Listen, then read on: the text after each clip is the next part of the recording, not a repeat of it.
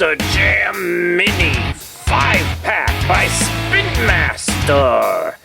In this 5-pack, we get El Toro Loco, Gravedigger, then Dragon and Megalodon, and one mystery truck. We'll find out which truck that will be. I'm hoping it's Max D, but let's go ahead and turn it over to the other side of the package. There's a nice picture of the real trucks in action: Gravedigger, El Toro Loco, Dragon, and Megalodon.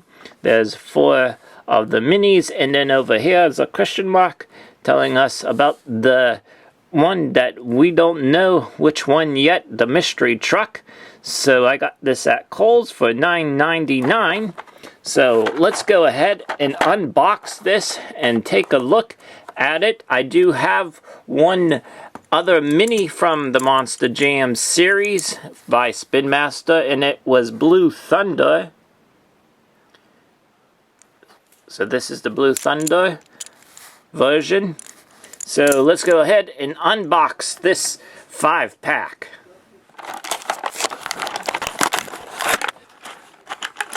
There we go. And we're going to start it off with El Toro Loco. And it is really amazing how much detail that they have on these mini trucks. On the truck itself is really amazing. And also to have the lettering of the BKT tires on the tires as well. It's really cool. There is El Toro Loco for the first one.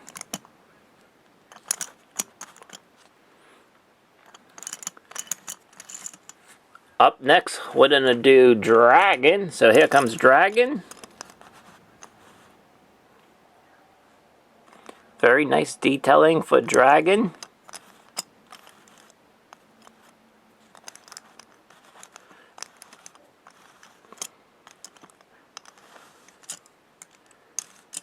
Up next then we'll do, I guess we'll do Gravedigger. Here comes Gravedigger. Real quickly, look at that. That's amazing detail on the body. Again, like I've been saying, just all the printing and stuff. It doesn't have the red headlights, though, in the front. But everything else is on there, even on top, on the roof. That's pretty good detailing. And I'm going to bring in here the Hot Wheels version. You might have remembered this, or you probably have one of these maybe. So this was a key, and it would shoot out once you press this button. It would shoot the truck out. There we go. So you might have remembered that, but I'm gonna even throw it back even farther to a Gravedigger. This is Micro Machines back in the early 90s. So this is what Gravedigger looked back then, and you can see that the detailing on it is pretty good, but it's not the best that it could have been. But they did the best what they could back then. You see that it does have the red headlights in the front in that old school body, and the grill as well. I think it's still very cool, a vintage toy. It does have the doors in the back, and so even detailing in the front and the sides